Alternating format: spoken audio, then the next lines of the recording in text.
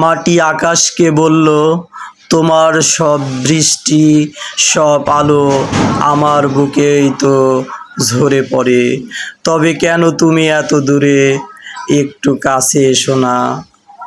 আকাশ বিষণ্ণ হেসে বলল, আমি কাছে এলে যে আমার আর আকাশ থাকা হবে না।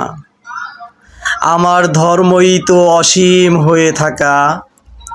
মাটি অভিমান করে বলল, তাহলে ওই দিগন্তের মায়া কেন, যেখানে মনে হয় তুমি আর আমি এক হয়ে গেছি।